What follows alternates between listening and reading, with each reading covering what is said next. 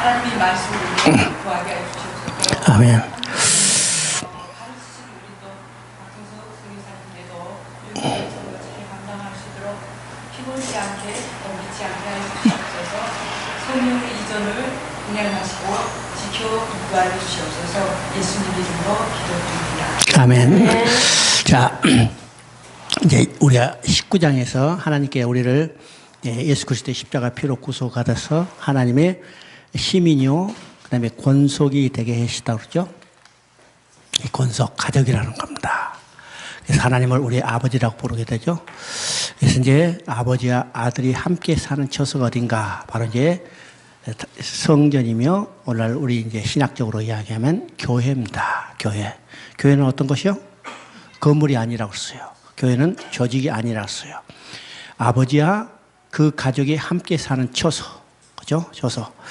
그래서 이제 그 교회를 어떻게 세워가는가. 그것이 이제 20절부터 나옵니다.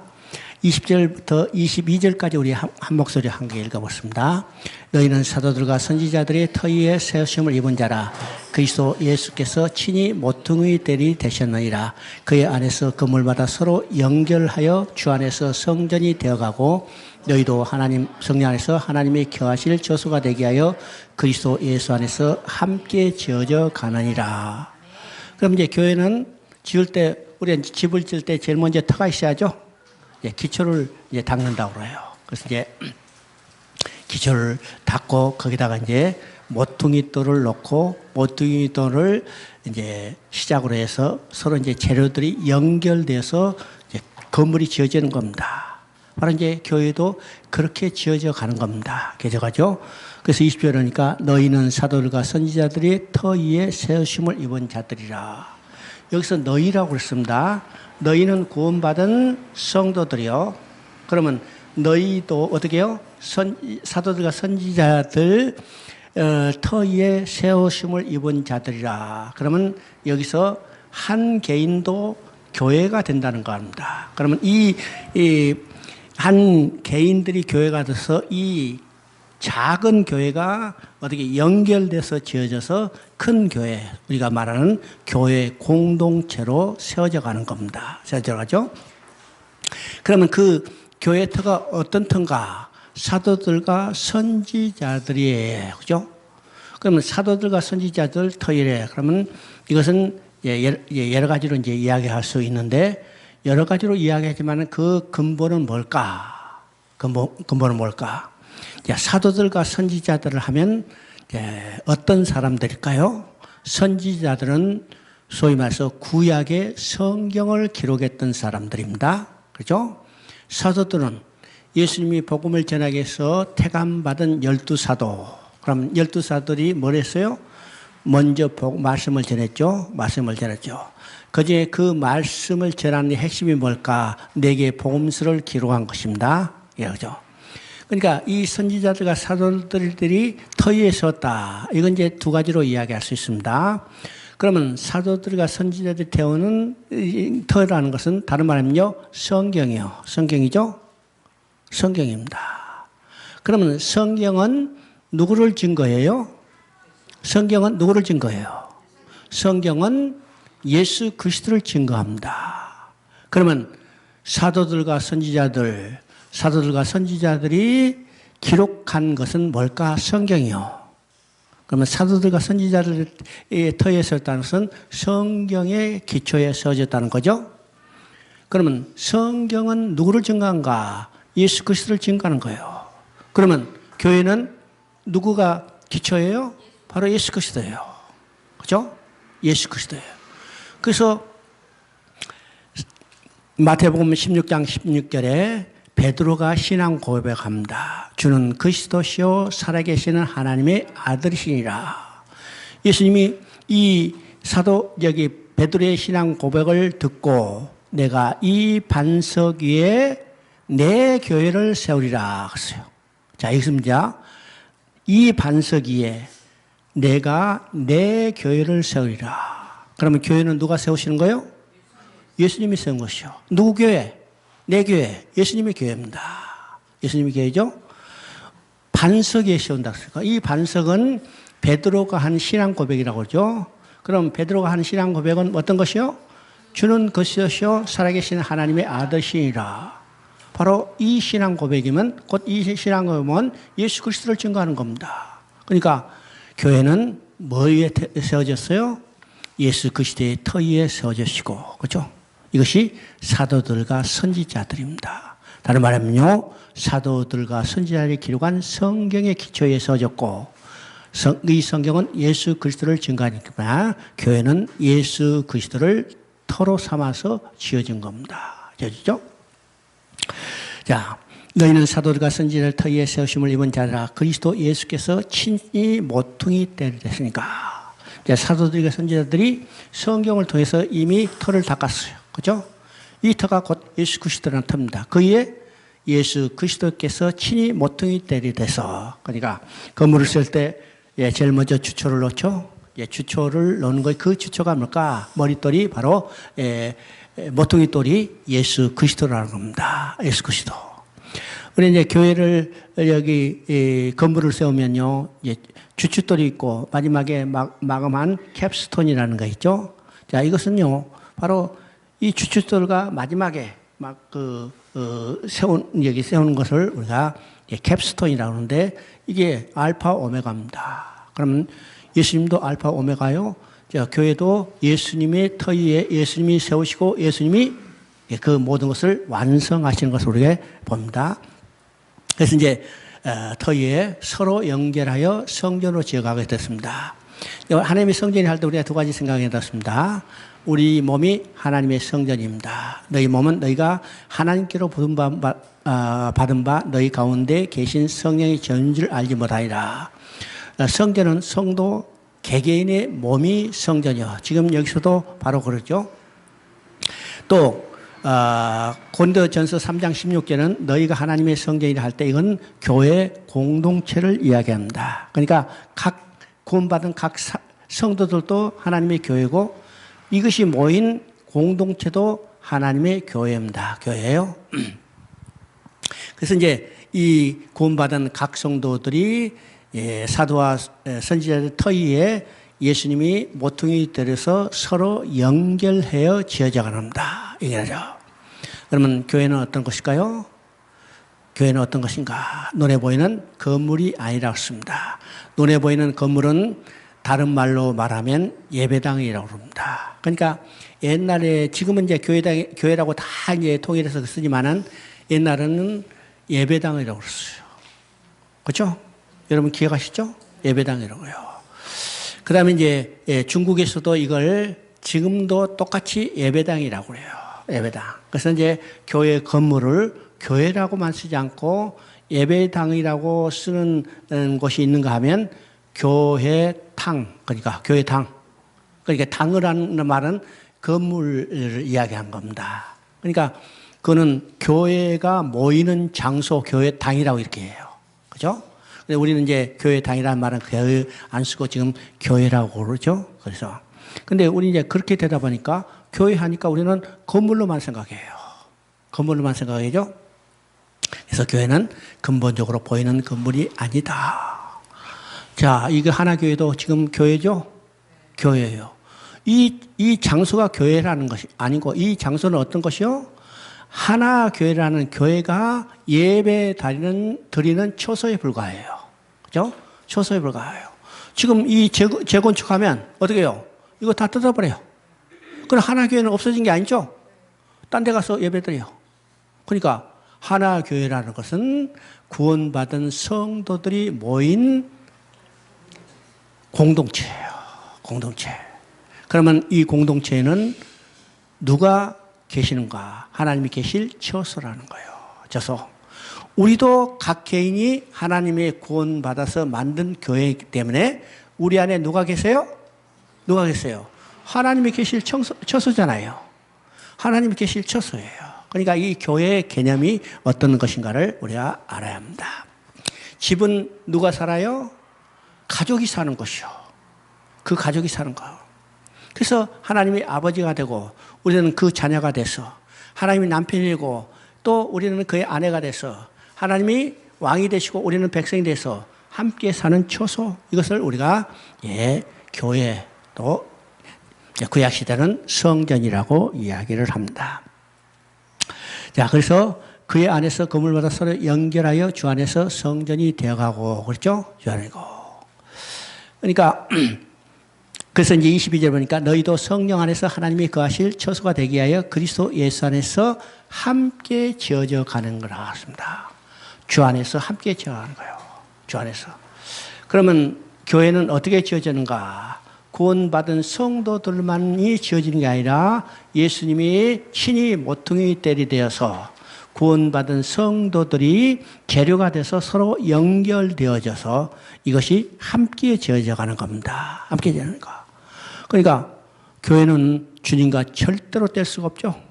절대로 분리할 수 없어요. 그래서 우리가 이제 교회를 그리스도의 몸이라 하고 그러고 그리스도의 몸인 몸에서 머리를 그리스도라고 그럽니다. 머리. 그리고 우리는 그의 지체라고 그러죠. 지체. 그래서 몸과 몸, 이제 머리가 몸이 하나가 된 그리스도의 몸, 그리스도의 몸, 이것이 교회입니다. 교회는 이제 몸과 머리와 몸은 분리할 수 없죠. 분리할 수 없습니다. 이제 교회가 어떤 곳인가를 우리가 생각해야 합니다.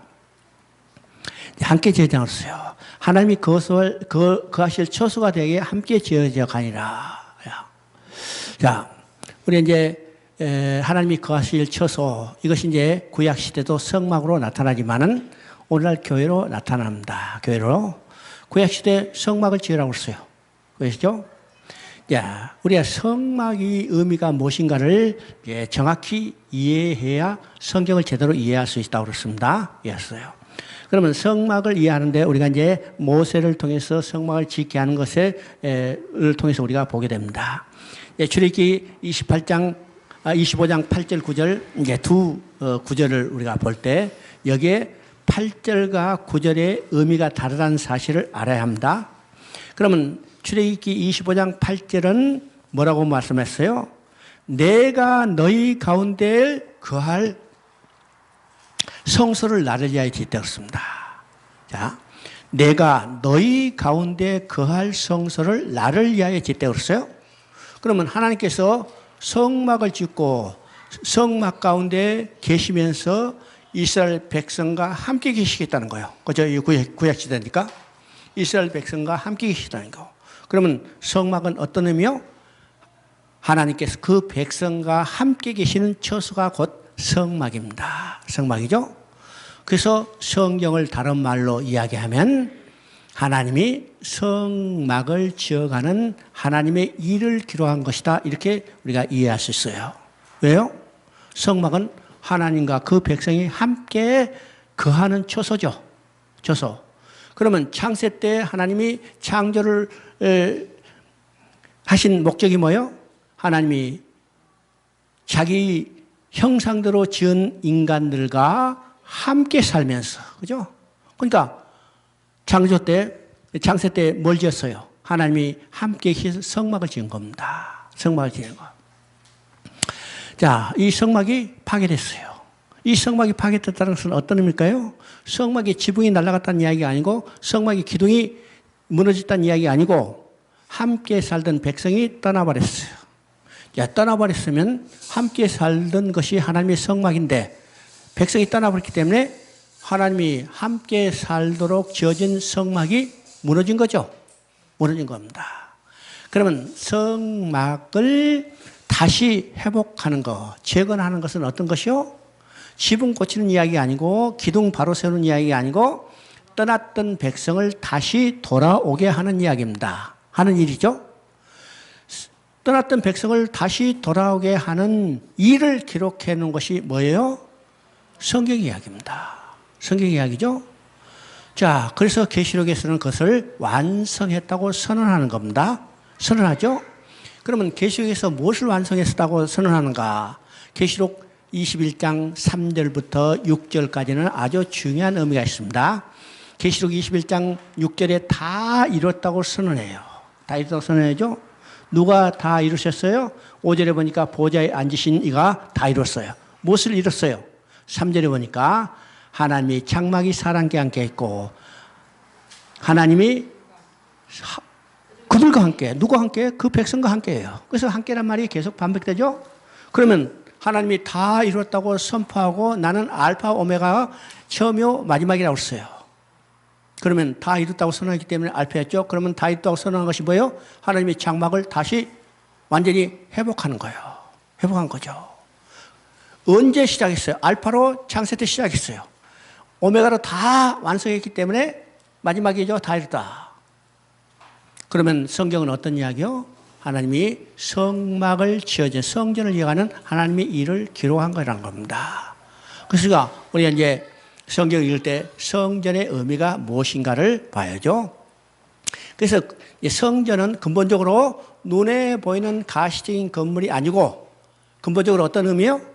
근본적으로 하나님과 그 백성이 함께 사는 처소예요. 처소죠? 그런데 모세를 통해서 출애굽 이후에 하나님은 모세를 통해서 성막을 짓게 하고 솔로몬을 통해서 성전을 짓게 했습니다. 그러니까요. 예, 이것은 어떤 의미일까요? 눈에 보이는 가시적인 건물을 통해서 그 백성들에게 하나님이 그 백성과 함께 계신다는 것을 확신을 주게 하는 하나의 방법이었습니다. 방법이었죠? 그러니까 그 성전은 눈에 보이는 가시적인 건물이고 어떤 것이요? 참 성전이 올 때까지 임시적으로 보여준 것에 불과하죠. 그래서 참 성전인 예수님이 오셨을 때 이 성전은 어떻게 됐어요? 눈에 보이는 사람이 손으로 지은 성전은 다 없어졌어요. 없어졌어. 그리고 그 하나님이 어디로 오셨어요? 우리 마음에 오셔서 우리 마음에 계심으로 우리가 하나님의 교회가 되고 또 이 교회들이 모인 곳이 교회라는 공동체 곧 우리가 말하는 교회로 된 겁니다. 그죠? 그러니까 구약의 성전의 의미와 신약의 교회의 의미가 어떤 것인가를 우리가 생각해 봅니다. 그러면 이제 구약 시대 성막 또는 성전을 완공됐을 때 어떤 현상이 나타나는가? 자, 출애굽기 40장을 보면 성막을 완공했을 때 구름이 해막에 덮고 여호와의 영광이 충만했다고 했습니다. 그죠? 그러면 성전에 지어진 성전에 하나님이 임재하고 하나님의 영광이 충만했어요. 또 마찬가지로 솔로몬이 성전을 다 지었을 때, 자, 하나님 앞에 봉헌 기도를 했죠. 봉헌 기도를 마침에 불이 하늘에서 내려와서 제물을 태우고 성전에 여호와의 영광이 충만했다고 했습니다. 그러면 모세의 성막에도 솔로몬의 성전에도 하나님이 임재하고 하나님의 영광이 충만했죠. 우리 안에 그 성전이 지어졌어요. 우리 안에 하나님의 교회가 이루어졌습니다. 그러면 그 교회, 그 성전에 하나님이 임재했기 때문에 우리는 어떤 모습이요? 우리 어떻습니까? 하나님의 영광이 충만한 존재입니다. 하나님의 영광이 충만한 존재. 그러니까 에베소서는요, 우리 안에 성전, 곧 교회가 지어짐으로 우리 안에 하나님이 임재하시고 우리가 얼마나 영광스러운 존재인가를 깨닫게 하는 데 있습니다. 깨닫겠죠? 지금요, 우리의 구원이 완성이 안 됐지만은 우리가 구원이 완성이 되는 날 어떻게 돼요? 얼마나 영광스러운 모습으로 변화될 건가를 계시록을 통해서 확신하게 되죠? 보여주는 겁니다. 왜죠? 너희도 성령 안에서 하나님이 거하실 처소가 되게 하여 그리스도 예수 안에서 함께 지어져 가느니라. 자, 교회가 어떤 것인가를 우리가 생각해 봤습니다. 3장을 우리가 봅니다. 오늘 4장까지 이해하는데,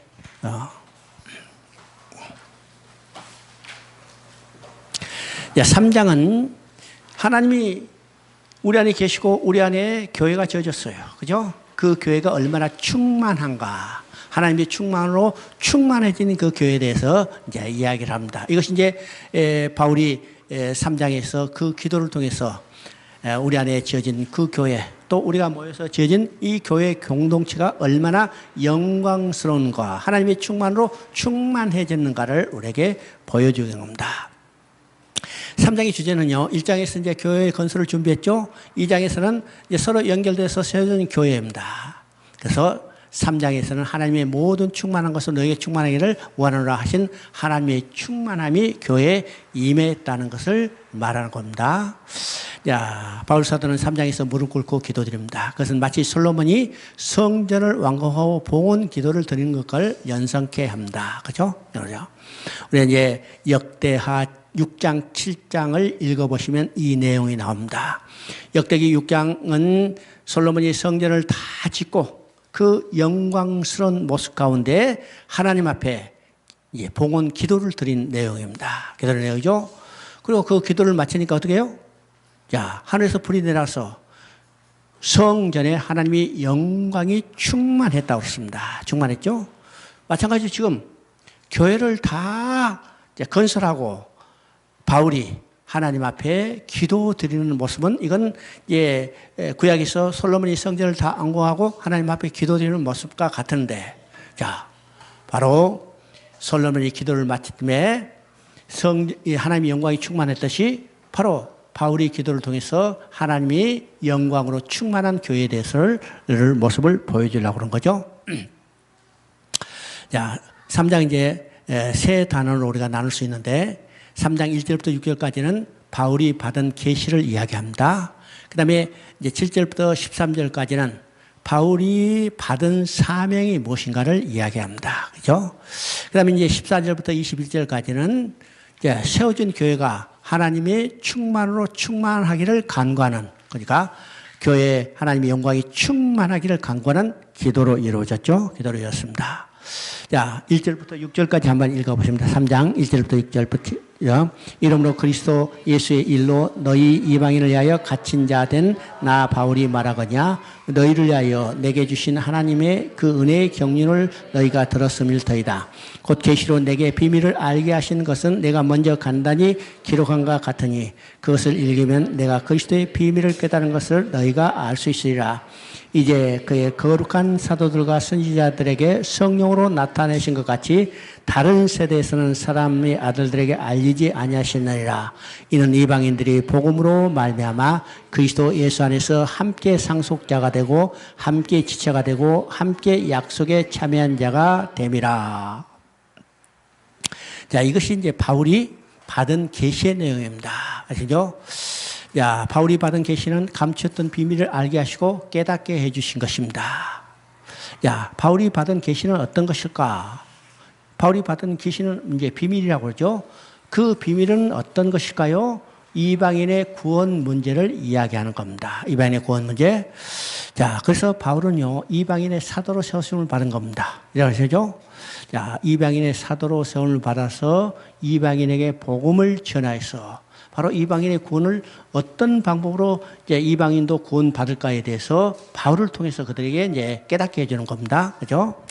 자, 이러므로라고 이제 3장은 시작됩니다. 이러므로라는 것은 앞서 하나님이 우리를 위하여 해주신 일이 무엇인지를 알고, 그죠? 자, 그것이 어떻게 이루어진가를 알게 됐다는 겁니다. 하나님이 그것이 계시로 보여줬다는 것입니다. 그죠? 바로 그것은 어떤 것이요? 지금 그때는 다 그리스도 밖에 있었고 할례 밖에 있었고 이방인이었고 약속 밖에 있었는데 이제는 이방인들이 이제는 어떻게 해요? 예수 그리스도의 피의 구속으로 말미암아 이제는 약속 안에 들었고 이제는 구원받은 성도들이 됐고, 그죠? 하나님의 권속이 되고 또 그것을 통해서 하나님의 교회가 이루어지는 이 놀라운 사실을 이제 이 이름으로 이것을 알게 되므로, 그죠? 알게 되므로 야, 그리스도 예수의 일로 너희 이방인을 위해 갇힌 자 된 바울이, 자, 그리스도 예수의 일이라고 씁니다. 그러면 여기서 그리스도 예수의 일은 어떤 것일까요? 그리스도 예수의 일은 우리 이제 그리스도 예수의 일은 어떤 것이에요? 네? 그리스도 예수의 일은 우리 이제 구약 여기 히브리서에도 이제 히브리서에도 예수님이 대제사장이 된 것은 하나님의 일을 위하여 그렇게 됐습니다. 그죠? 예수님이 대제사장인 것은요, 우리를 위하여 하신 일처럼 생각하지만은 그것이 실상은 누구의 일이에요? 하나님의 일이라는 거예요. 왜 하나님의 일이라고 써요? 성경은 하나님이 하신 일을 기록한 거죠. 인간이 하는 일이 아니에요. 그러면 하나님이 하신 일은 어떤 일이에요? 잃어버린 백성을 찾는 일이요. 잃어버리죠? 그러면 하나님께서 잃어버린 백성을 어떤 방법을 통해서 찾아요? 어떤 방법을 통해서? 이제 구약을 통해서 이야기하죠. 어떤 방법을 통해서? 대제사장이 제사 드리는 것을 통해서 하나님은 잃어버리는 백성을 찾죠? 그렇죠? 이해가 돼요? 몰라? 우리가 이제 구약을 간단히 이야기하면요. 십자가의 길인데 그 십자가의 길은 어떤 것이요? 예수님이 대제사장이 돼서 자기 자신이 제물이 돼서 십자가에 제사를 드림으로 우리의 죄를 사함받게 하고 하나님께 나아가는 일이요. 그렇죠? 이것이 바로 다른 말이면 구원 계획이고 이 구원 계획은 누구의 일이에요? 하나님 자신의 일이에요. 잃어버린 백성을 누가 찾아요? 잃어버린 백성을 누가 찾아요? 하나님이 찾잖아요. 그러니까 잃어버린 백성을 찾는 일은 하나님의 일이고 그 일을 누구를 통해서 해요?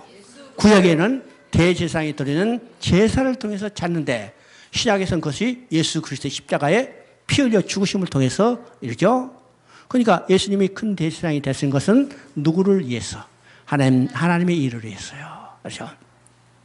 그러면 여기서 그리스도의 일은 어떤 일이요? 그리스도의 일은 우리를 구원하신 일인데 그 구원하신 일은 어떤 것이요? 십자가의 죽으심이요. 그죠? 그래서 그리스도 예수의 일로 너희 이방인을 위하여 갇힌 자 되는데. 자, 그리스도 예수의 일이라고 했죠? 그러면 그리스도 예수의 일은 십자가에 못 박혀 죽으신 일인데 십자가에 못 박혀 죽으신 목적이 뭐예요? 십자가에 죽으신 목적이 이방인도 구원하기 위해서요. 그죠? 이 그리스도 밖에 있는 자도 그리스도 안으로 들어오게 하고 언약 밖에 있는 자도 언약 안으로 들어오고 할례받지 못한 자도 할례받게 하고 그죠? 이방인 구원해요. 그러면 바로 이것이 예수 그리스도의 일로 너희 이방인을 위하여 그죠? 이방인을 위하여 바울이 바로 이 일을 위하여 어떻게 해요? 복음을 전하다가 그죠? 복음을 전하다가 어떻게 했어요? 감옥에 갔다는 거예요. 바울이 도둑질에서 하다가 붙잡혀서 감옥에 갔어요? 네? 반역 이제 저질러서 붙잡혀서 감옥에 갔어요? 아니요. 오직 예수 그리스도의 일이요. 그죠? 예수 그리스도예요. 그러니까 예수 그리스도의 일은 어떤 일이요? 복음을 전하는 일이고 복음을 전하는 것은 이방인이 예수 그리스도 안에 들어오게 하는 거고 그 일을 누가 이루셨는가? 예수님 자신이 십자가의 죽으심을 이루셨기 때문에 바로 예수 그리스도의 일이라고 합니다. 너희를 내게 주신 바 하나님의 은혜의 경륜 그랬습니다. 은혜의 경륜은 어떤 것일까? 이제 바울을 이방인의 사도로 만드신 것이 은혜의 경륜입니다. 은혜의 경륜. 그럼 뒤에 남은 비밀의 경륜이라는 말이 나오고 이게 은혜의 경륜이라는 말이 나오죠. 그러면 이 은혜, 바울이 은혜의 경륜이라고 지금 이야기하는 이 경륜은 어떤 것인가? 경륜이라는 말은 우리 다른 말이면요. 어떤 일을 잘 계획하고 이걸 조직적으로 성취하는 이 과정, 이 일을 우리가 경륜이라고 그러죠. 경륜. 우리 이제 공직을 하다가 은퇴한 사람들, 그 사람들을 우리가 야, 저 경륜이 참 많은 사람 이렇게 이야기하죠. 그럼 그 경륜이 많다는 것은 어떤 거예요? 단순히 학문이 많다는 이야기 아닙니다. 그죠? 학문이 많다는 게 아니라 자기가 어떤 일을 잘 계획가지고 조직적으로 성취한 이런 많은 일들을 업적을 이루어놓은 사람을 경륜이 많은 사람 이렇게 이야기합니다. 경륜이 많죠? 그러면 은혜의 경륜, 그러니까 바울에게 주신 은혜의 경륜은 뭘까? 바울을 어떻게 하나님께서 잘 쓰시게 해서 계획하고 이 일을 잘 성취해 나가는가. 이것이 이제 바울은 은혜의 경륜이라고 합니다. 바로 오네요. 그러면 바울은 하나님께서 어떻게 했어요? 낳을 때부터, 아니, 낳기도 전에 하나님이 쓰실 계획을 이루셨다는 사실을 우리가 알아야 합니다. 그죠? 네. 바울이 이제 하나님이 미리서 계획하시고 이걸 조직적으로 성취한 과정이 어떤 것일까? 우리가 이제 크게 세 가지로 이야기할 수 있어요. 자, 바울은요, 하나님께서, 아니, 여기 그리스도가 다메섹 도상에서 이방인의 사도로 부르셨죠? 그러니까 이방인의 사도로 쓰실 때까지 바울은, 이제 하나님은 바울을 어떻게 해요? 잘 계획하시고 조직적으로 이 일을 성취해 갔어요. 어떻게 했어요? 이방인의 사도로 쓰기 위해서 하나님은 바울이 태어날 때부터 로마 시민권을 갖게 했습니다. 이게 놀라운 경륜입니다. 놀라운 경륜. 이방인의 사도로 쓰시게 해서. 왜일까요? 왜일까? 당시에 지금 바울은요, 이방인의 복음을 전하기 위해서 가장 핵심 지역이 어딘가? 로마예요. 로마요? 그러면 로마에서 복음을 전할 때 누가 가장 합당해요? 로마 시민권을 가진 사람이 가장 합당하죠. 로마 시민권을 가져. 그래서 우리가 이 바울이 복음을 전할 때 여행 상태를 보죠. 1차로 선교 여행을 할 때는 그 파트너가 누구였냐면 바나바였어요. 마가였죠? 마가는 이제 셋째로 끼어들어서 이제 바울과 바나바가 가는데 거기 끼어들었어요. 그러면 이 세 사람은 어떤 사람이요? 이 세 사람은 신분적으로 다 히브리 사람이에요. 히브리 사람이기 때문에 1차 선교 지형은 어디냐면 히브리 사람이 거주하는 지역들이요. 중심이, 그죠? 예루살렘, 안디옥, 그 다음에 여기 수리아 안디옥, 그 다음에 그 지역이면요, 주로 히브리 사람들이 살았던 지역입니다. 그죠? 근데 2차 선교 여행은 이제 달라졌죠? 바울도 아직도 이제 민족적인 그 배타적인 감정이 있어서 이방인의 복음을 전하고 싶지 않아요. 그래서 딴 데 가고 싶지 않아. 그래서 이제 아시아 지역에 복음을 전하러 가는데 2차 선교 여행 갈 때는 어떻게 해요? 마게도니아 사람이 와서 우리에 와서 복음을 전하라고 했어요. 그래서 갑자기 이제 환상 가운데 그것을 보고 복음 전도 지역이 바뀌었죠. 어느 지역? 유럽 지역입니다. 유럽 지역. 그때 선교팀이 어떤 선교팀이요? 바나바는 이제는 퇴출되고 누가 그 바울의 선교팀에 합류했어요? 실라입니다. 신라도 본래 로마 시민권을 가진 사람입니다. 그죠? 왜일까? 사도행전을 보면 우리가 본래 로마 시민권자라고 했습니다. 그 우리는 누구냐면 바울과 신라, 누가를 이야기합니다. 누가죠? 그러니까 2차 선교 지형은 어디냐면 이제는 아시아 지역이 아니라 이제는 어디요? 헬라 문화권, 그 다음에 저 유럽 지역입니다. 그 지역에서 복음을 전하기 위해서는 누가 효율적으로 하겠어요?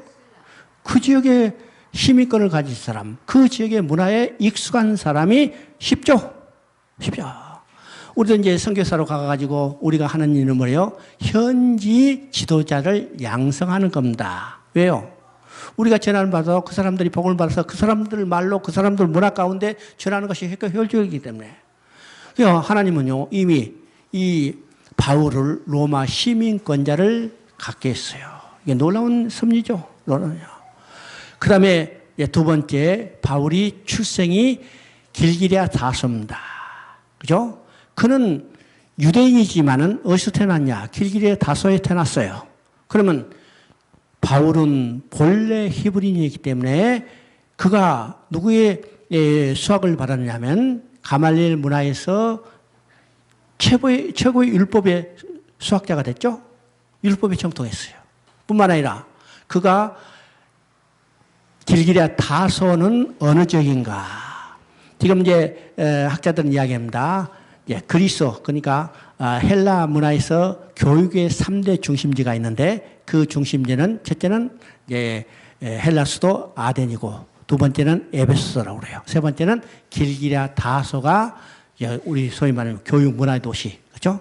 그러니까 이 세 번째 도시 다소에서 이 바울은 태어났어요. 그러면 그 지역에서 태어나서 그 지역에서 살았다면 헬라 문화에 정통하다는 겁니다. 그러면 바울은요, 히브리인에서 이 히브리 율법에도 정통하고 또 헬라 문화에도 완전히 정통하죠? 그러면 지금 이방인에게 복음을 전하기 위해서는 어떻게 해요? 두 문화가 정통해야 해요. 두 문화의 정통. 우리가 선교할 때도 무슨 배우죠? 문화 선교 그거 다 배우죠. 왜일까요? 다 알아야 우리가 그게 그 접촉점을 가지고 전할 수 있기 때문이요. 저 바울은 태어날 때부터 이 조건을 가지고 있었습니다. 알죠? 그래서 지금 복음은 뭘로 시작됐어요? 히브리 문화에서 시작됐죠? 이것을 헬라 문화로 바꿔서 전해야 해요. 전해야 하니까 바울은 이미 이방인의 복음을 전하기 위해서 하나님이 경륜 속에 있었다는 놀라운 사실입니다. 아시죠? 그러니까 이런 사실을 통해서 하나님이 날 이 핍박자 포행자를 어떻게 했어요? 세 번째는 이 바로 핍박자 포행자 열심히 했죠. 적극적이고 열심히 이 성질을 그대로 하나님께서 이용하시는 겁니다. 이용하시는 거. 우리도 하나님의 일을 할 때 어떤 사람이 열심히 일을 해요? 좀 덜렁덜렁하지만 추진력 있는 사람들이 일을 하죠. 일을 해요. 바울은 그런 사람 중에 한 사람이요. 자, 예수 믿는 사람을 잡아주는데 가편에 설 뿐만 아니라 스테반이 돌로 처음 맞을 때 제일 앞장섰어요. 자, 그 사람들이 돌을 던질 때 힘세게 던질더라고. 어떻게 해요? 우통을 벗어 옷을 맡기면 받아줄 정도로 앞에 있는 거예요. 그것뿐이요? 가만히 있으면 될 텐데 도망간 사람 첩으로 그냥 뛰어가는 거예요. 요새같이 그 더운 날에 가려면 얼마나 힘들겠어요. 그러니까 이건 열성이죠. 이런 열성이 없다면 할 수가 없어요. 그런데 바울은 바로 이 세 번째 조건도 하나님의 은혜의 경륜 가운데 있었다는 사실입니다. 있었다죠? 여러분 지금 이 자리에 앉아 있는 것도 하나님의 은혜의 경륜이요. 여러분 지금 이 자리에 앉고 싶어서 앉은 것 같아요? 아니요. 은혜의 경륜. 우리는 그 경륜이 어떻게 이루어진지는 알 수 없지만은, 그죠? 이미 하나님은 여러분과 저를 쓰시기 위해서 오래전부터 계획하시고 이것을 성취해 왔다는 사실을 우리가 생각해 봅니다. 그래서 바울은요, 내가 나된 것은 하나님의 은혜로라. 오늘 우리가 이 자리에 앉아있고 하나님의 말씀을 배우는 것도 하나님의 은혜의 경륜 속에 있기 때문에 이 모든 것이 하나님의 은혜인 것을 우리가 알아야 합니다. 알아야죠? 자, 은혜의 경륜을 너희가 들었습니다. 그죠? 그 계시로 내게 비밀을 알게 하신 것은 내가 먼저 간단히 기록한 거다. 그래서 이제 은혜의 경륜에 따라서 바울이 이방인의 사도가 된 거죠. 사도가 되고 바울에게 하나님의 계시를 주셔서 어떻게 해요? 내가 먼저 간단히 기록한 것 같이 이것을 읽으면 내가 그리스도의 비밀을 깨달은 것을 너희가 알 수 있으리라. 계시로 바울에게 주신 그 계시를 이제 기록해서 하는 거죠. 그러면 이 기록한 것을 너희가 읽으면 뭘 알 수 있어요? 그리스도의 비밀을 깨달은 것을 너희가 알 수 있으리라. 여기서 이제 그리스도의 비밀이 나타납니다. 그래서 비밀이 나타나죠. 그럼 바울이 지금 기록한 것들은 다 뭐예요? 바울이 기록한 서신들은 다 뭐예요? 그리스도의 비밀입니다. 그죠? 그래서 그리스도의 비밀, 복음의 비밀, 그죠? 은혜의 비밀이라는 말이 많이 나타나요. 왜요? 그럼 여기서 비밀이라고 써요. 비밀. 우리는 다 알지만은 저 밖에 있는 사람 알지 못해요. 그런데 뭘 통해서 알 수 있어요? 이것을 기록한 것을 너희가 읽으면 내가 그리스도의 비밀을 깨달은 것을 알게 되리라. 하나님은 바울에게 이 그리스도의 비밀을 계시를 주셔서 깨닫게 하시고 그것을 기록해서 오늘 우리에게 주심으로 우리가 읽는 우리도 이제는 그리스도의 비밀을 깨닫게 되는 거죠. 깨닫게 되는 겁니다. 여러분 그리스도의 비밀을 어떻게 깨달았어요? 그리스도의 비밀을 어떻게 깨달았어요? 비밀은요, 여기서 비밀은 시크릿 아니고 미스테리라고 했죠. 미스테리는 보여주는 사람은 다 알 수 있어요. 뭘 통해서 보여줘요? 계시로 보여줘요. 그 계시를 기록한 책이 어떤 것일까? 바로 성경이요.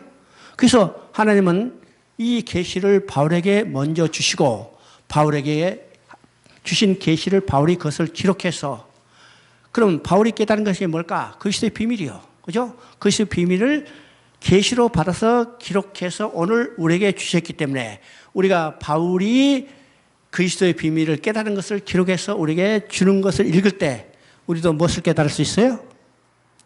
무엇을 깨달을 수 있어요? 우리도 그리스도의 비밀을 깨닫게 되는 겁니다. 깨닫게 되는 거죠? 바로 이것을 다른 말하면요, 성경입니다. 성경. 성경은 그리스도의 비밀이에요. 그리스도의 비밀이죠. 복음의 비밀. 은혜의 비밀, 비밀의 경륜 이렇게 이야기합니다. 그렇죠? 그러면 창세부터 계시록까지 바로 성경이고 성경은 비밀의 경륜인데, 그렇죠? 이 경륜을 바울은 먼저 우리보다 깨달아서 이것을 기록해서 우리에게 보여줬어요. 자, 이것이 바울이 기록한 13권의 성경입니다. 물론요, 바울이 쓴 성경이 아니라도 다른 성경을 통해서 우리가 그리스도의 비밀을 깨달을 수 있지만은 그보다 더 우리가 더 확실하게 쉽게 빨리 알 수 있는 것이 어떤 것이요? 바울이 쓴 서신서를 통해서 하나님의 비밀의 경륜, 그리스도의 비밀을 알 수 있죠? 알 수 있어요.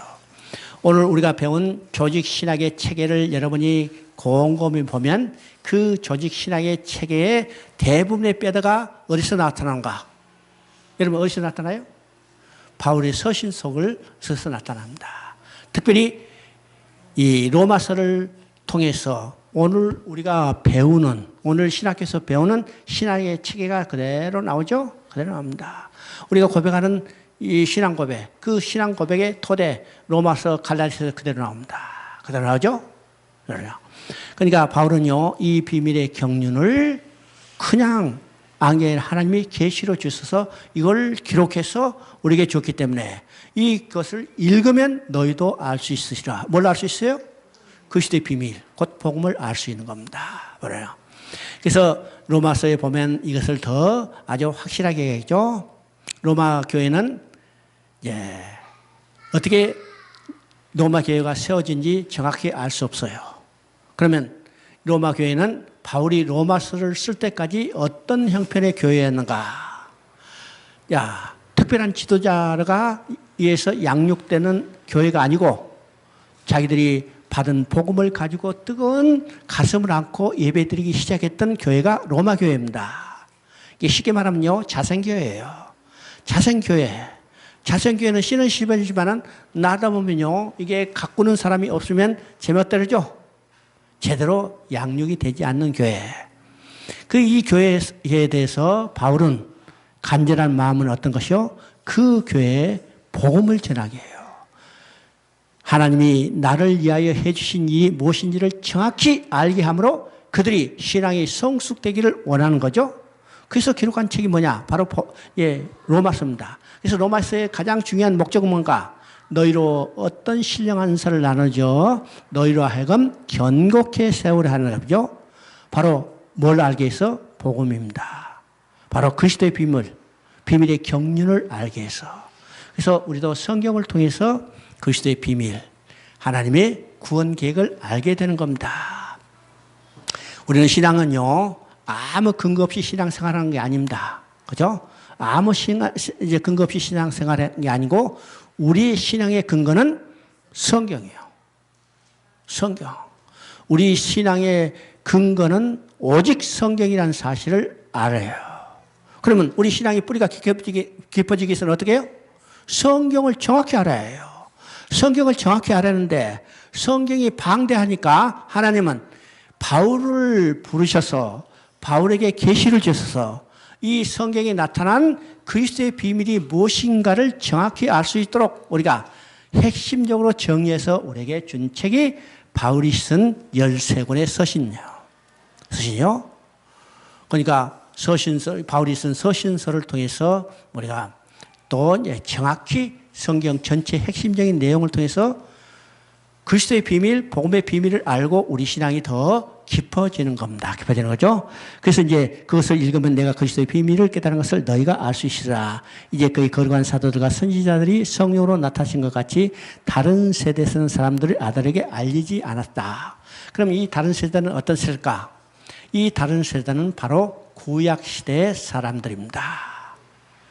구약시대 사람들은요, 그리스도의 비밀이 다 나타나지 않았어. 나타났어요? 나타나지 않았어요? 나타나지 않았어요. 나타나지 않았죠? 그래서 구약시대 사람들은 이 그리스도의 비밀은 어떤 것이요? 구약의 창세부터 계시했던 여자의 후손을 보내서 가죽옷을 제입해서 너희를 돌아오게 하겠다. 자, 그것이 계시가 발전돼서 예수님이 이 땅에 오셔서 십자가에 못 박혀 죽으셔야 하는 거예요. 그죠? 이게 그리스도의 비밀입니다. 근데 이 비밀을 몰랐어요. 베드로도 몰랐어. 바울도 몰랐어. 그래서 바울도 몰랐기 때문에 십자가에 못 박힌 그리스도를 믿는 자를 어떻게 해요? 잡아주기 위해서 열심을 냈죠. 알았다면 그러지 않았을 건데 몰랐어요. 몰랐어. 지금도 유대인들은 이 그리스도의 비밀을 알지 못하고 있죠. 유대인들은 아직도 이 그리스도의 비밀을 알지 못하기 때문에 아직도 메시아가 오실 것을 기다리고 있어요. 기다리고 있죠. 그래서 여기서 말한다네요. 다른 세대는, 새 사람들은 그 아들들에게는 알리지 않았는데 이제는 어떤 세대? 오늘 우리들에게는 그것을 알려줬어요. 바울은 극적으로 다메섹스에서 그 하나님의 그 계시를 받아서 이제는 깨닫게 되는 거죠. 깨닫게 되고 이걸 기록해서 오늘 우리 세대에게 알려주는 겁니다. 알아요. 오늘 여러분 이게 예수님이 십자가에 못 박혀 죽어서 우리를 구원했다는 사실을 다 비밀이요? 어? 비밀이요, 비밀이 아니요? 어? 우리는 다 알고 있잖아요. 우리는 다 알고 있어. 근데 저 밖에 있는 사람들은 아직도 비밀이요. 알지 못해. 이 비밀이라는 것은 아무리 알려줘도 몰라. 이게 이 말입니다. 여러분. 자, 6절에 보니까 이방인들이 복음으로 말미암아 그리스도 예수 안에서 함께 상속자가 되고 함께 지체가 되고 함께 약속에 참여한 자가 되라. 이게 참 놀라운 비밀입니다. 놀라운 비밀이죠. 이방인들이 복음으로 말미암아 예수 그리스도의 비밀로 말미암아 바로 예수 그리스도의 십자가에 죽으시고 장사되고 부활하신 이 놀라운 구약시대에 감춰진 비밀이죠. 복음으로 말미암아 그리스도 안에서 함께 상속자가 되고 이제는 우리에게 다 알려졌어. 이게 복음으로 드러났죠? 복음으로 드러났어.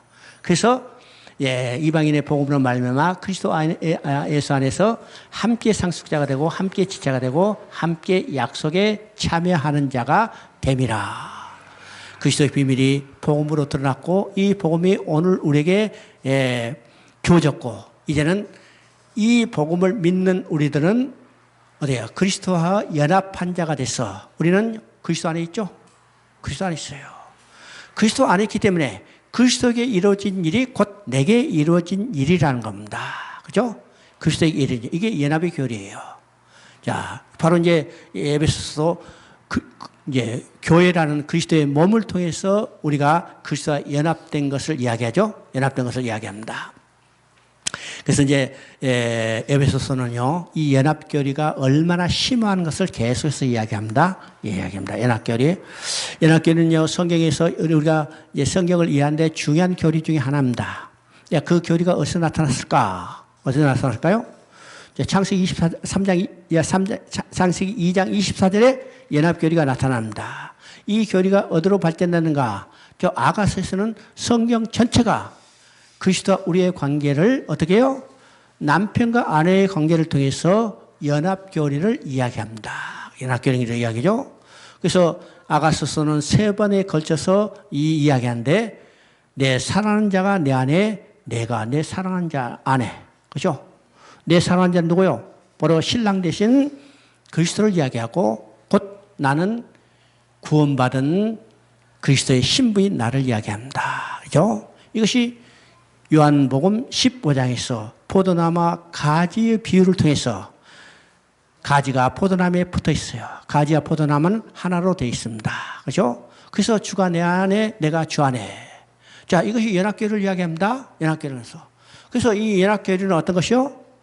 머리와 몸이 하나가 돼서 한 몸을 이뤘기 때문에 이 둘은 나눌 수 없고 머리에 이루어진 일이 곧 내게 이루어진 일이기 때문에 자, 그리스도는 교회의 머리요. 우리는 지체죠. 그래서 그리스도에 이루어진 일이 그 안에 있는 나에게도 이루어진 일입니다. 그죠? 그래서 여기서 어떻게 해요? 그리스도 안에서 함께 상속자가 되고 함께 지체가 되고 함께 약속에 참여하는 자가 되었느니라. 그죠?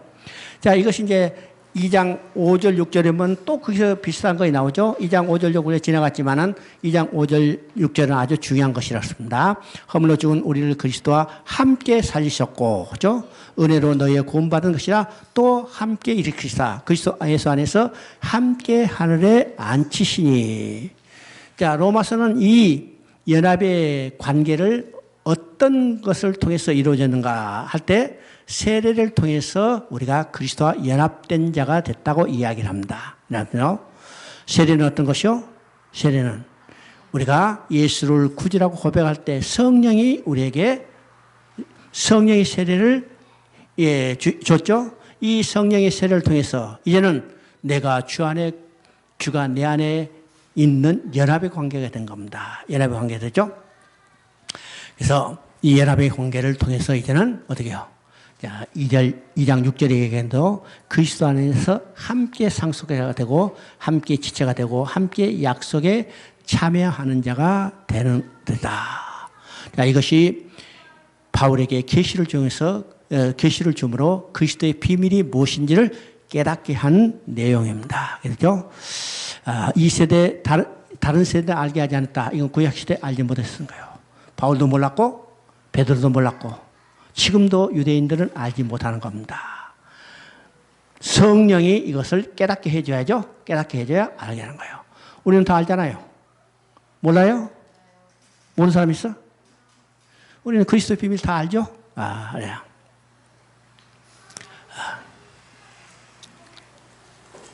자, 7절부터 13절까지 한번 읽어봅니다. 7절부터 13절. 이 복음을 위하여 그의 능력이 역사하시는 대로 내게 주신 하나님의 은혜의 선물을 따라 내가 일꾼이 되었노라. 모든 성도 중에 즉히 작은 자보다 더 작은 나에게 은혜를 주신 것은 측량할 수 없는 그리스도의 풍성함을 이방인에 전하게 하시고 영원부터 만물을 창조하신 하나님 속에 감춰졌던 비밀의 경륜이 어떠한 것을 드러내게 하려 하심이라. 이는 이제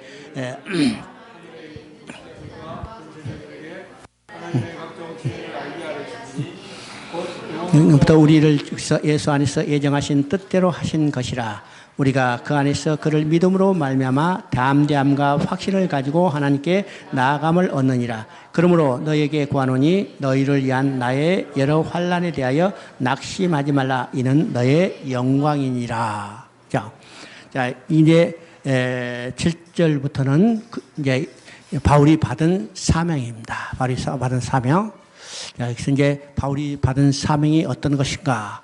바울이 받은 사명은요, 우선적으로 하나님의 일꾼이 되었다는 겁니다. 하나님의 일꾼이 되었다는 거죠. 또 바울이 받은 사명은 하나님의 일꾼이 되는데 이 복음은 이방인에게 전하게 하여 이방인의 사도로 세움을 받았다는 겁니다. 그죠? 자, 또 바울이 받은 사명은 하나님의 각종 지혜를 많은 사람, 다른 말은요, 이 우주에 알게 하는 거예요. 그렇기 때문에 담대하라, 낙심하지 말라고 격려하고 있습니다. 그래서 이제 16절에 이야기하죠. 13절에 이야기죠. 낙심하지 말라. 너희는 이는 너의 영광이니라. 그러니까 너희를 위한 나의 여러 환난에 대하여 낙심하지 말라 그렇죠? 지금 바울이 지금 이 편지를 쓰고 있는 것이 어디예요? 어디예요? 에베소는 옥중서신이라고 했습니다. 옥중서신. 지금 바울이 로마 감옥에서 이 편지를 쓰고 있어요. 물론 이게 완전히 그냥 철장 안에 가져 있는 게 아니라 일종의 자유가 허락된 연금 상태지만은 그래도 아직도 미교수지만 죄수예요. 그렇죠? 미교수지만 죄수예요. 미교수지만 죄수이기 때문에 에베소 성도들이 야, 우리의 이대한 지도자 바울이 우리를 가르치고 이 교회를 세웠던 그분이 지금 옥중에 계시구나. 낙마할 수 있죠? 낙마할 수 있는데 야, 봐라. 내가 옥에 매였다는 것이 낙망할 일이 아니다. 이것이 하나님의 비밀의 경륜 속에 있다는 사실을 여러분이 알아라. 오히려 빌립보서 이야기한 대로 이것이 복음을 전하는 좋은 기회다. 이렇게 낙망하지 말라고 그들 오히려 격려하고 있는 겁니다. 격려하고 있죠. 자, 하나님의 사람, 하나님의 복음은요, 육신은 갇힐 수 있지만은 복음은 절대로 매이지 않는다는 사실을 우리가 알아야 합니다. 알아야 해요. 우리가 지금 가지 못해도 어떻게 해요? 복음을 전할 수 있어요. 전할 수 있죠. 저는 이제 그 일에서 지금 계속해서 하고 있습니다. 7시에 나가가지고 2시간 반 여기 전철 타고 쭉 가갔다가 또 거기서 끝나고 2시간 반 돌아와. 야, 하루 빨리 가더라고요. 전철 안에서 다 보내고 가보니까요. 그죠? 근데 그 하는 일이 뭐예요? 지금 계속해서 이제 강의를 해가지고 이걸 전하고 있습니다. 전하고 있어요. 내가 처음에 시작할 때는요, 야, 이거 누가 보겠나? 그쵸? 누가 보겠나? 참, 지금 계속해서 보내니까, 지금 딱 2달이 되는데, 2,000 정도가 조회수가 됐어요. 구독자가 10,000이 돼야 돈이 생긴다더라고요. 예, 조회수에는 상관이 없고, 그런데 구독자는 38명이요. 그죠?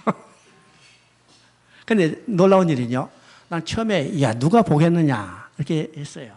근데 그거 올려봤자 돈 안 드는 거니까 그냥 하여튼 하자 해서 올렸는데 놀라운 일입니다. 참 계속해서 오죠? 한국교에서 이제 박 집사님이 올려놨는데 그건 그래도 봐요. 몇 사람 보는데 중국어로 강의, 통역 강의하는 것은 생각보다 훨씬 더 많은 사람들이 보고 있습니다. 그죠? 만약에요, 본토에서 유튜브를 본다면, 나 지금요, 여기서 강의 안 해요. 골프 치러 다니지. 그쵸?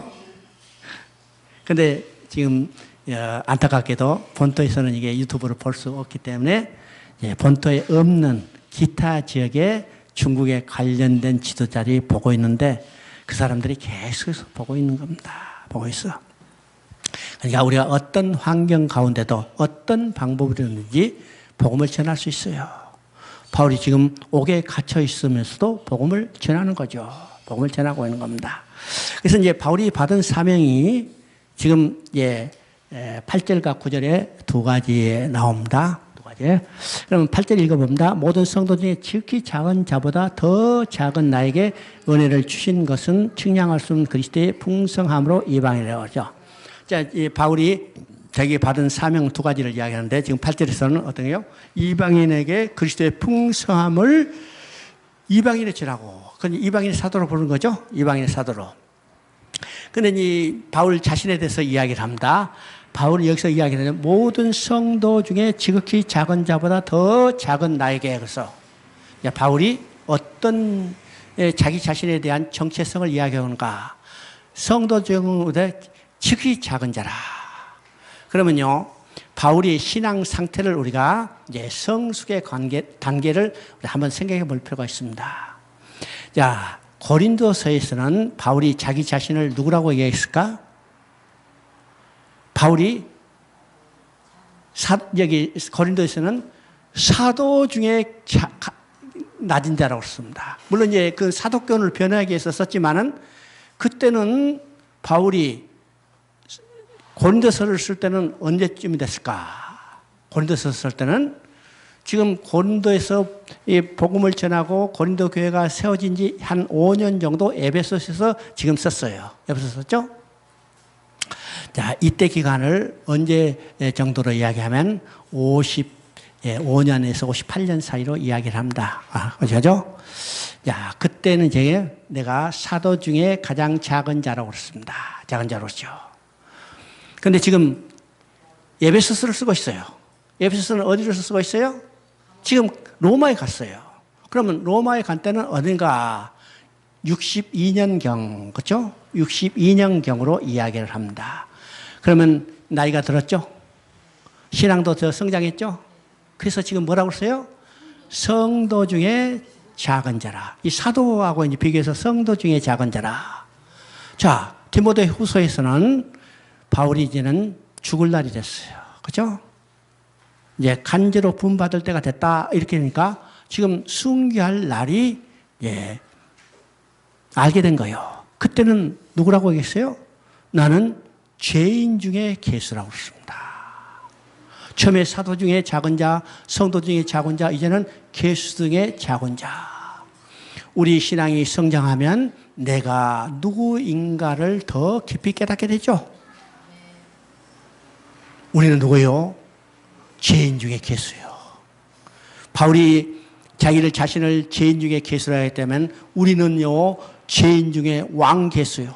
그죠? 왕계수요. 우리의 점점 우리가 어떤 존재인가를 깨달을 때 그것을 통해서 우리는 뭘 더 깊이 깨닫게 돼요? 하나님의 은혜를 더 깊이 깨닫게 되는 겁니다.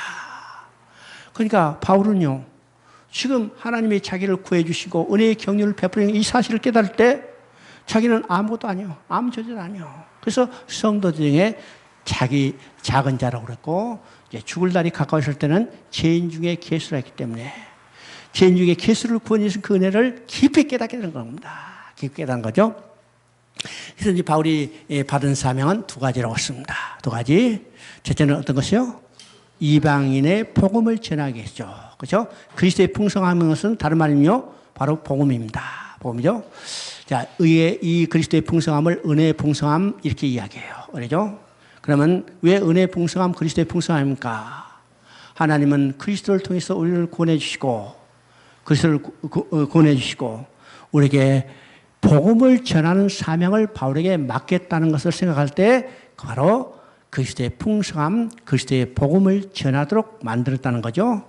그런데 이제 이것이 바울은요, 다메섹에서 부름 받을 때 받았던 사명입니다.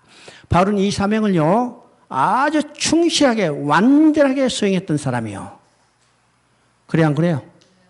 바울은요, 이 복음을 전하다가 로마에서 붙잡혀서 여기 십자가에 죽었다고 그렇습니다. 자요. 그러니까 바울은 자기의 생명까지 아끼지 않고 바울이 이야기한 대로 복음을 전하는데, 그리스도의 복음을 전하는데 생명도 조금도 아끼지 않는다. 그죠? 그 말한 대로 그대로 이 완전한 사명을 감당했던 사람입니다. 두 번째 바울에게 주신 사명은 9절에 있죠. 영원부터 만물을 창조하신 하나님 속에 감춰졌던 비밀의 경륜이 어떠한 것을 드러내게 하려니라. 자, 여기서 비밀의 경륜이 있습니다. 영원 전부터 만물을 창조하신 하나님 속에 감춰졌던 비밀의 경륜 것이죠. 그래서 비밀의 경륜은 어떤 것일까요? 다른 말은요, 그리스도의 비밀이고, 다른 말을 말하면요, 하나님의 구원 계획입니다. 구원 계획은 영원 전부터 만물을 창조하신 하나님 속에 감춰졌던 비밀의 경륜, 그렇죠? 이 말은 어떤 말일게요? 하나님이 우리를 구원하시기 위해서는 언제부터? 창조 때부터 이미, 창세 전에 우리를 구원하실 마음을 그 마음에 가지고 있었어요. 가지고 있죠?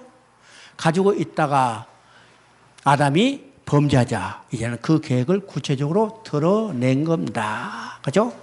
그러니까 이 비밀의 경륜은, 여러분요, 우리는 이제 자식을 낳을 때 이게 명시적으로 나타나지 않지만은 자식을 잃어버리면 찾을 마음이 있어요, 없어요? 이건 명시적으로, 낳을 때 명시적으로 나타나지 않지만은 잊어버린다는, 찾은다는 마음이 이미 자식을 낳기 전부터 가지고 있는 거예요. 그러니까 자식을 잃어버리면 즉각 찾게 돼요. 즉각. 야, 잊어버렸다. 이제 찾아야겠다. 그때부터 계획가지고 찾으면 한 달 후부터 찾겠죠? 근데 이미 자식을 생산할 때부터 마음을 가지고 있었기 때문에 어떻게 해요? 잊어버리지 말아야 그렇게 사는 거예요. 이게 바로 영원 전부터 만물을 창조하신 하나님 속에 감췄던 비밀의 경륜입니다. 비밀은요. 자, 이것을 드러내게 하는 거죠. 드러내게요. 그럼 이것을 드러내게 하는 것이 뭐예요? 바로 성경을 기록하는 일입니다. 아까도 얘기했죠? 우리 바울의 성경이 13권을 쓴 성경을 통해서, 자, 이 그리스도의 비밀, 복음의 비밀, 곧 하나님의 구원 계획이 무엇인가를 우리는 쉽게 얘기하면요, 성경 전체를 바울이 요약해서 우리에게 가르치는 거니까 우리는요, 성경의 요약본을 바울의 서신을 통해서 보는 것과 마찬가지입니다. 알겠죠? 바로 바울이 쓴 이 13권을 쓰게 하신 하나님의 뜻이 여기에 있어요. 영원 전부터 만물을 창조하신 하나님 속에 감췄던 비밀이 어떠한 것인가를 드러내게 하려니라. 바울은요, 이 두 가지 사명을 철저하게, 완전하게 수행했습니다. 수행했죠? 그래서 첫 번째는 로마교회에 가서 이방인의 복음을 전하다가 그가 바로 이제 마지막 생명까지 복음을 전하다가 마치게 된 거고, 또 그가 죄수로 가 있지만은 끝까지 이 서신서를 기록해서 오늘 우리에게 전해줌으로 그리스도의 비밀, 곧 하나님의 영원전부터 하나님 속에 감추는 비밀이 경륜이 없다는 것을 우리로 하여금 알게 하신 거죠. 알게 한 겁니다.